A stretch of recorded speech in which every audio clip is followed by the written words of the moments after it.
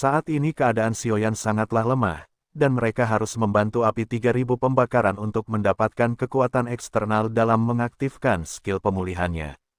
Api 3000 pembakaran adalah jenis api surgawi yang tumbuh dengan kekuatan bintang-bintang, oleh karena itulah mereka harus menemukan tempat di mana kekuatan bintang-bintang sangat luar biasa, dan mengingat bahwa pavilion bintang jatuh awalnya merupakan meteorit luar angkasa yang kaya akan kekuatan bintang-bintang. Feng Zunze merasa lebih terkejut lagi dengan keberuntungan Sioyan saat menemukan sebuah pil naga misterius Yin Yang, di mana pil itu dikenal dapat memulihkan luka yang sangat parah, malah membuat kekuatan orang yang terluka meningkat setelah melewati garis hidup dan mati itu dengan menelannya. Yao Ao tersenyum dan mengangguk ketika menjelaskan dari mana Sioyan mendapatkan pil naga misterius Jin yang membuat suasana hatinya juga menjadi lebih tenang. Karena dengan kehadiran api 3000 pembakaran dan pil naga misterius, akan sulit bagi Sioyan untuk mati bahkan jika dia menginginkannya, berhubung rombongan sudah memiliki tujuan. Tanpa menunggu lama lagi, Feng Xian pun memimpin semua orang untuk memulai perjalanan mereka, untuk kembali ke markas besar Pavilion Bintang Jatuh. Pavilion Bintang Jatuh atau Pavilion Xingyun sendiri itu terletak di wilayah selatan dataran tengah, di mana meskipun Pavilion Bintang Jatuh ini memiliki murid paling sedikit, namun kualitasnya bisa dibilang lebih unggul secara proporsional. Apabila dibandingkan dengan pavilion besar lain, Pavilion Bintang Jatuh berada di deretan pegunungan bintang lain, yang lokasinya sangatlah jauh dengan wilayah Pil, sehingga bahkan dengan kecepatan kelompok Sioyan, mereka masih membutuhkan waktu hampir setengah bulan untuk benar-benar memasuki batas wilayah selatan dataran tengah, dan masih menghabiskan waktu lebih dari 1 minggu sampai memasuki kawasan pegunungan bintang langit. Yao Lao melihat pegunungan yang tampak akrab itu dengan tatapan penuh nostalgia. Memang pada awalnya Pavilion Bintang Jatuh didirikan oleh Feng Xian bersama dengan Yao Chen, dan sebenarnya, Yao Chen lah yang menjadi bos besar dari pavilion tersebut, tapi nyatanya, jawara pertemuan pil itu malah asik berpetualang, sehingga Feng Xian pun harus berakhir menjadi ketua pelaksana tugas, dan malah harus menjadi ketua pengganti setelah Yao Chen menghilang entah kemana. Yao Chen hanya tertawa-tawa mendengar temannya nyerocos, membuat Feng Xian hanya bisa menghela napas ketika melihat Yao Chen sama sekali tidak merasa bersalah. Kelompok Sioyan yang terbang selama lebih dari 10 menit di dalam pegunungan bintang langit, yang hanya tersusun dari hamparan rumput dan hutan yang tak berujung, Feng Xian memunculkan batu giok di tangannya, dan setelah batu itu melayang, ruang di sekitar mereka terdistorsi hingga membentuk pintu spasial besar di hadapan semua orang. Jadi sebenarnya pemandangan hutan luas itu disebabkan karena formasi bintang jatuh, di mana formasi ini bukanlah dibuat oleh manusia, melainkan dibentuk secara alami oleh kekuatan meteoroid, sehingga menjadi pavilion bintang jatuh sebagai tempat persembunyian yang sangat ideal. Baru setelah memasuki pintu spasial, rombongan Sioyan dapat melihat lautan pepohonan telah berubah menjadi gunung tinggi yang dipenuhi dengan bangunan-bangunan megah dan sayup, suara benturan senjata dari murid-murid pavilion yang sangat terlatih. Segera setelah rombongan tiba di kawasan pavilion bintang jatuh, selusin burung bangau putih terbang dari puncak gunung yang jauh sebelum kemudian mendarat. Beberapa sosok yang dipimpin, seolah seorang loli gemes yang tidak lain adalah murid Feng Xian, alias Musing Luan. Musing Luan menghala nafas lega saat melihat bahwa orang yang datang adalah gurunya, dan buru-buru membungkukkan badan memberi penghormatan. Feng Zunze mengangguk sambil tersenyum sebelum kemudian meminta muridnya untuk membungkuk kepada Yao Chen juga, karena sebenarnya, bapak-bapak ini adalah ketua mereka yang secara tidak bertanggung jawab menghilang puluhan tahun yang lalu. Hati Musing Luan cukup terguncang ketika mendengar kata-kata Feng Xian, baru kemudian membungkuk hormat, tidak menyangka sama sekali dia akan memiliki kesempatan untuk bertemu Yao Zunze yang tersohor. Yao Lao melambaikan tangan ketika meminta Feng Xian untuk berhenti menggodanya, dan fokus kembali untuk membantu Sioyan memulihkan dirinya. Singkat cerita, Feng Xian membawa Sioyan ke atas menara batu, di mana bagian atas menara batu itu merupakan tempat berkumpulnya kekuatan bintang-bintang di pavilion.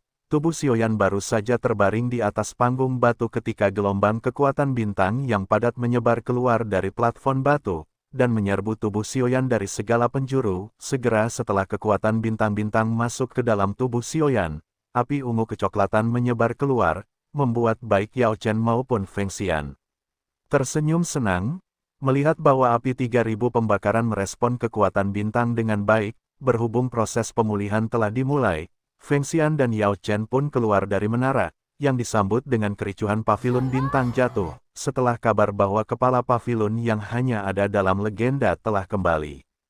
Karena sudah terlanjur ricuh, maka beberapa waktu setelah kembalinya Yao Chen, sebenarnya nama Yao Chen tidaklah asing di telinga seluruh anggota pavilion, beberapa sesepuh bahkan dipenuhi dengan kegembiraan liar di dalam hati mereka, memahami jika sebenar-benarnya Yao Chen memiliki reputasi yang bahkan bisa dikatakan lebih tinggi daripada 3 kepala menara pil pada masa lalu. Di saat situasi di Pegunungan Bintang Langit menjadi lebih tenang, Yao Lao pun perintahkan agar pintu masuk gunung ditutup, daripada datang tamu tak diundang yang berpotensi mengganggu pemulihan Xiaoyan. Waktu mengalir seperti air ketika musim semi berlalu, dan musim gugur tiba. Setengah tahun berlalu dan kondisi Xiaoyan telah hampir sepenuhnya pulih, meskipun tuan muda ketiga keluarga Xiao itu belum menunjukkan tanda-tanda akan segera sadarkan diri. Sementara Xiaoyan masih dalam masa pemulihannya, Xin beralih ke wilayah barat laut benua Douqi, tepatnya di kota suci Kekaisaran Jiama, yang sekarang sudah dipimpin sepenuhnya oleh Aliansian. Ada aula besar yang megah dan menjulang tinggi di tengah kota, di mana puncak aula itu menghadap ke seluruh kota, dan menjadi tempat yang hanya bisa diakses oleh para petinggi aliansi.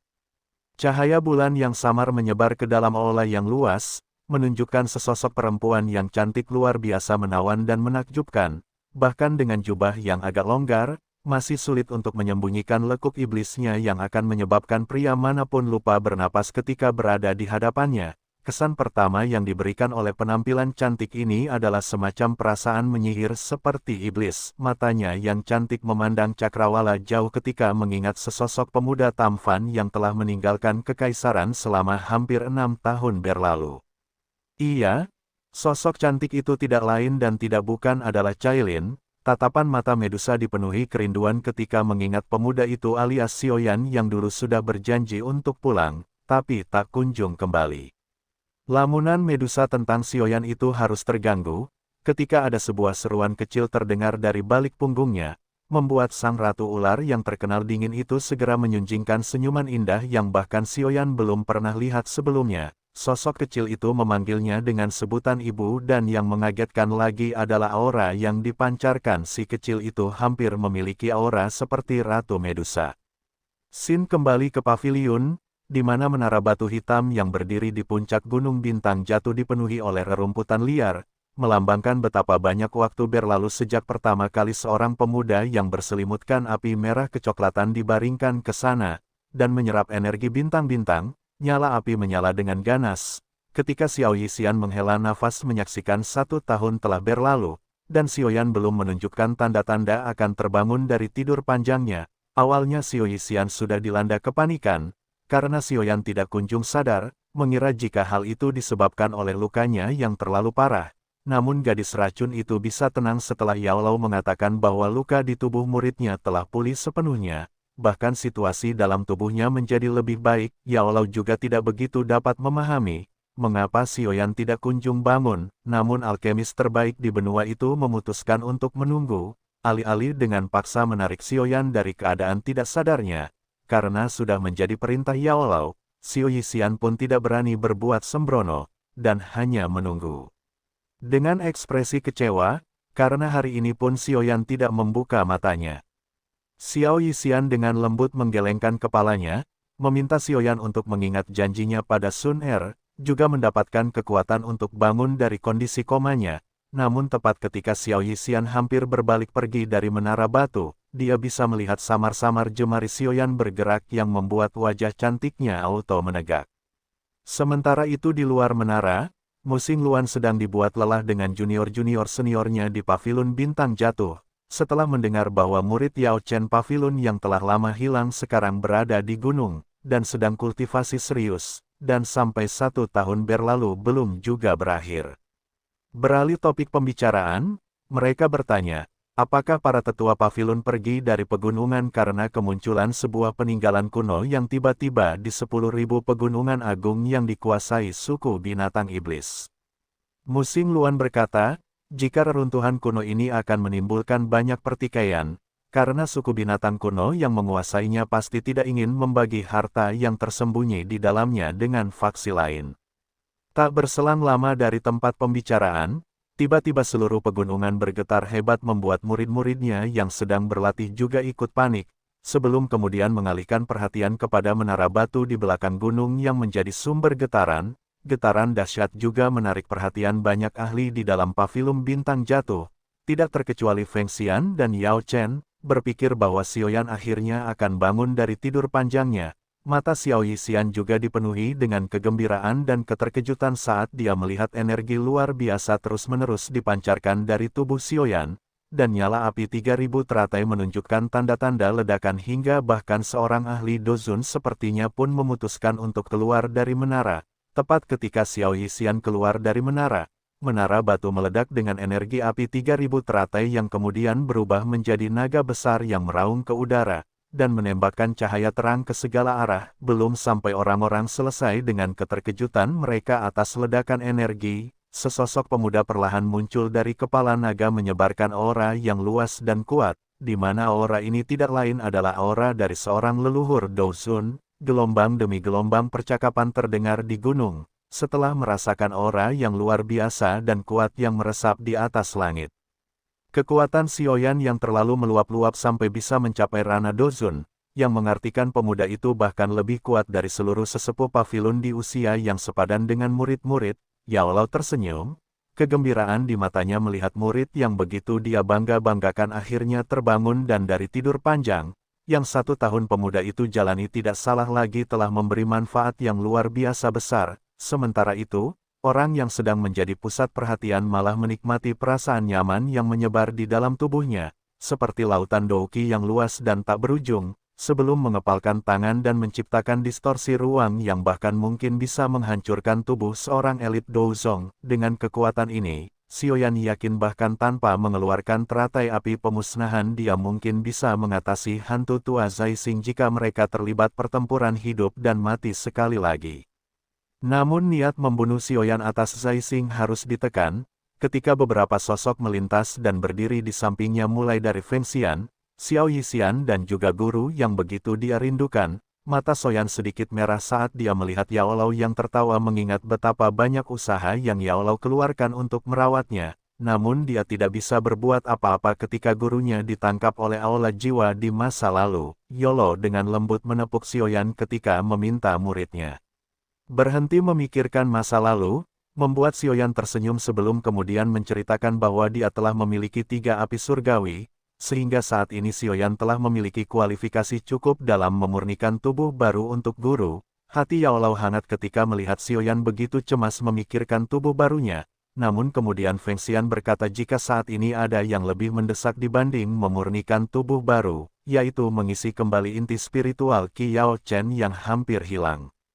Qi spiritual adalah pondasi jiwa yang sulit dipulihkan dengan bantuan kekuatan eksternal, kecuali 2 hal yaitu buah bayi jiwa dan jamur surgawi naga spiritual yang bahkan lebih langka dibanding api surgawi. Karena itulah berapapun Feng Xian mengirimkan banyak ahli pavilion bintang jatuh untuk mencari informasi, sampai saat ini mereka masih belum menemukan tanda-tanda keberadaan 2 bahan obat langka tersebut. Baru ketika wajah Xiaoyan tenggelam saat mendengar penjelasan Feng Xian, seorang sesepuh pavilion tiba-tiba mengabarkan ada informasi terbaru, bahwa buah bayi jiwa yang baru disebutkan oleh Feng Xian ada di dalam reruntuhan kuno yang baru-baru ini mengguncang dataran tengah. Tetua itu menjelaskan bahwa berdasarkan informasi yang telah dikirim kembali dari para sesepuh yang bertanggung jawab atas reruntuhan kuno, ada semacam hal misterius yang sangat mirip dengan penampilan buah bayi jiwa di dalam reruntuhan. Feng Xian auto berdecak senang mendengar informasi tiba-tiba seperti itu. Namun Yao Chen memintanya untuk tidak terlalu cepat senang, karena peninggalan kuno itu tidak salah lagi telah menarik cukup banyak ahli dan faksi dari benua. Feng Yan pun mengajak semua orang untuk kembali ke bangunan utama pavilion lebih dulu, dan menceritakan apa yang terjadi pada dunia selama Xiaoyan pingsan. Feng Yan memberi penjelasan tentang reruntuhan kuno yang mungkin saja ditinggalkan oleh ahli puncak Douzeng di masa lalu, sehingga untuk mendapatkannya, mereka pasti akan melewati pertempuran berdarah sama seperti apa yang dialami oleh gurunya dan Feng Xian ketika mendapatkan mantra api. Menurut informasi yang didapatkan ahli pavilion, reruntuhan kuno yang muncul saat ini mungkin lebih hebat daripada apa yang ditelusuri Yao Lao dan Feng Zunze di masa lalu, dan jika hal itu benar, maka faksi besar layaknya Aula Jiwa pasti akan terlibat. Sekarang Pavilion Bintang Jatuh telah masuk dalam daftar hitam Aula Jiwa, dan jika mereka bertemu, pasti organisasi misterius itu akan berusaha membuat gara-gara apapun yang terjadi. Meskipun Pavilion Bintang Jatuh memiliki Feng Xian, fakta bahwa Yao Chen telah bebas, pasti akan menghantui Aula Jiwa, di mana apabila kekuatan Abah pulih ke puncaknya, bahkan organisasi setua seperti mereka pun tidak akan bisa bersikap seenaknya. Setelah mengetahui jika ada pemilik spiritual di reruntuhan kuno, kemungkinan Aula Jiwa akan terlibat menjadi makin besar, sementara mereka juga harus melakukan yang terbaik untuk membantu Yao Lao memulihkan kekuatan ke puncaknya. Sioyan mangut-mangut mendengar penjelasan panjang lebar Feng Xian dan para sesepuh mulai memutar otaknya, dan menyimpulkan bahwa Feng Xian tidak mungkin pergi, karena masih harus menjadi ketua sementara temannya sendiri jelas tidak mungkin keluar dari pegunungan bintang yang merupakan tempat teraman baginya saat ini. Karena itulah, akhirnya Sayang memutuskan untuk mengambil tugas pergi ke reruntuhan kuno, membuat gurunya Auto khawatir memikirkan betapa berbahayanya pertempuran berdarah di peninggalan kuno. Sioyan berusaha menenangkan gurunya, mengatakan bahwa dengan kekuatannya saat ini, dia bahkan bisa melawan Zai Xing, dan karena itulah, Yao Lao tidak perlu khawatir, karena Sioyan tahu batasannya sendiri.